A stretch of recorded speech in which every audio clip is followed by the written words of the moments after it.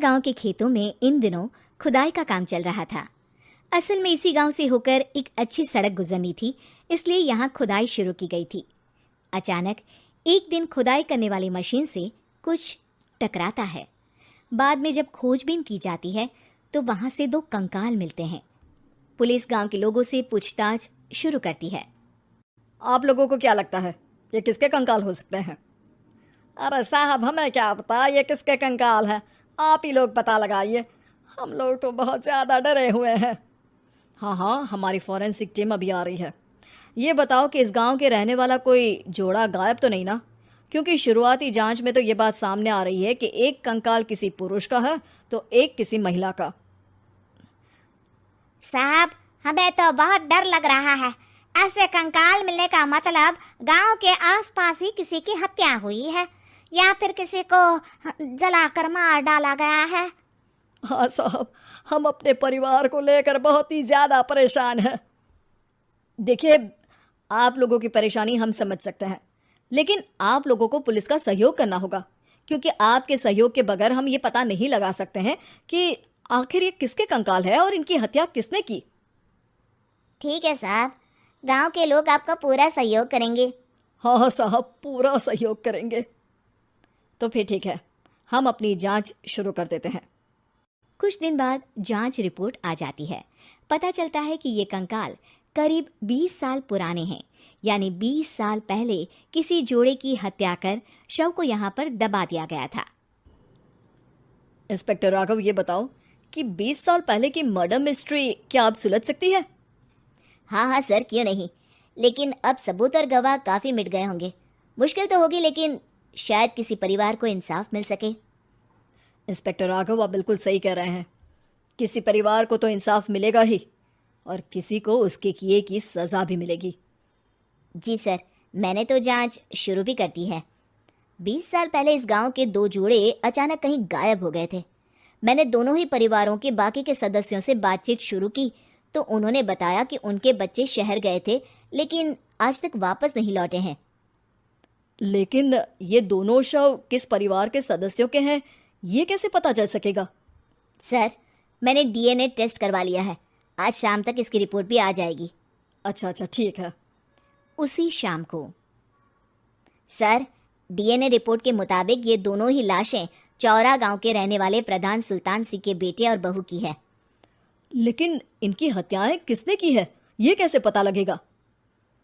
इसी का तो पता लगाने की कोशिश में जुटा हूं सर। आज सुल्तान सिंह से मिलने भी जा रहा हूं। मेरा बेटा और बहू तो मेरे लिए सिर्फ यादों में ही रह गए थे, हमें उनकी लाशें तक नहीं मिल सकी थी। आज 20 साल बाद उनके कंकाल मिले हैं, मैं अब किसके लिए जीऊं? लेकिन सर, क्या आपकी किसी से कोई दुश्मनी थी? अपने बेटे बहू की हत्या के लिए आप किसे जिम्मेदार मान रहे हैं? अब मैं किसका नाम बोलूं? मेरी तो किसी से दुश्मनी नहीं थी, बस मेरे बेटे बहू को कोई वापस ला पाता।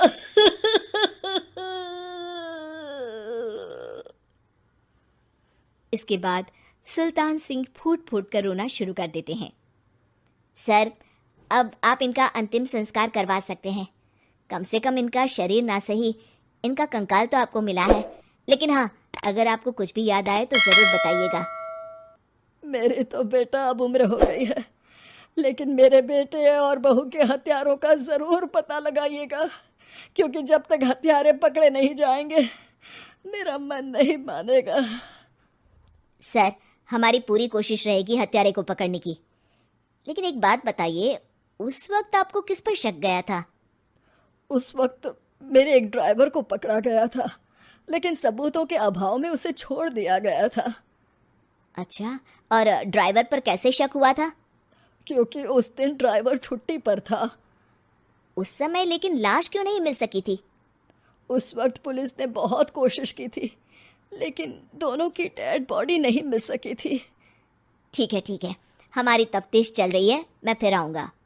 इसके बाद इंस्पेक्टर वहां से चला जाता है और सुल्तान सिंह अपने बेटे और बहू की याद में खो जाते हैं। कुछ दिन बाद सुल्तान सर, एक बात बताइए, जब आपके बेटे बहू की हत्या हुई थी, उसी के आसपास आपके ही गांव का रहने वाला एक और जोड़ा उसी वक्त गायब हो गया था ना? हाँ सर, अलका और अभिषेक, वो भी मेरे बच्चों जैसे ही थे। तो फिर वो कहाँ है? उनका भी आज तक पता नहीं चल सका, लेकिन बताते हैं कि कुछ साल पहले अभिषेक को गांव के ही किसी आदमी ने मुंबई में देखा था, लेकिन फिर वो गायब हो गया। यानी अभिषेक और अलका की हत्या नहीं हुई थी, बल्कि उन्होंने किसी वजह से खुद ही गांव छोड़ दिया था। हाँ हाँ, हो सकता है, क्योंकि अभिषेक मेरे बेटे संतोष का अच्छा दोस्त था और उसका मेरे घर भी आना जाना लगा रहता था। हो सकता है कि उसने मेरे बेटे और बहू के बारे में सुन लिया हो और ये गांव छोड़ दिया हो सकता है। उनके परिवार का कोई अब नहीं रहता क्या इस गांव में? अब तो कोई नहीं रहता। एक चाचा थे, लेकिन उन्होंने भी अपना पुश्तैनी मकान बेच दिया है। वो भी अब कहीं शहर में ही बस गए हैं। ओह, अभिषेक और अलका के बारे में भी पता लगाना होगा। हो सकता है कि वही इस हत्या के बारे में कुछ बता सके।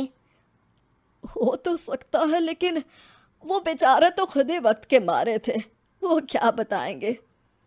फिर भी सर, जब केस दोबारा खुला है तो जांच तो करनी ही पड़ेगी, और इस बार तो लाशें भी बरामद हुई है।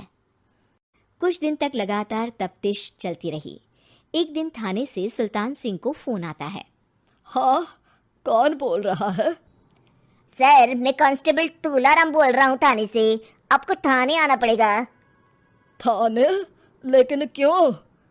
सर, किसी की पहचान करवानी है। अच्छा ठीक है, मैं दोपहर तक पहुंचता हूँ। सुल्तान सिंह दोपहर में थाने पहुंचता है। कई पुलिस के अधिकारी वहां मौजूद रहते हैं। सर, आपके बेटे की हत्या का रहस्य आज शायद सुलझ जाए।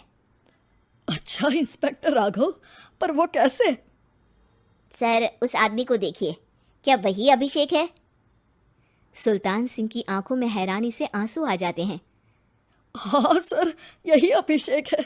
ये आपको कहाँ से मिला? सिर्फ अभिषेक ही नहीं, बल्कि इसकी पत्नी अलका भी इसके साथ है। मैडम, जरा अभिषेक की पत्नी को लाइए। जैसे ही अलका को पेश किया जाता है, सुल्तान सिंह जमीन पर गिर जाते हैं। सुल्तान सर, क्या हुआ आपको? आप अलका को देखकर गिर क्यों गए? सुल्तान सिंह सर पकड़कर बैठ जाते हैं। ये अलका नहीं, बल्कि ये तो मेरी बहू रितु है। पूरा थाना एक दूसरे का मुंह देखने लगता है। क्या? इसके बाद हर किसी को दो कंकाल और हत्या का रहस्य समझ में आ गया। अभिषेक और रितु ने मिलकर संतोष और अलका की हत्या की थी और लाश को जमीन के नीचे दबा दिया था। आज 20 साल बाद इस हत्या का रहस्य खुल सका था कि अवैध प्रेम संबंध में दो मासूमों की जान गई थी।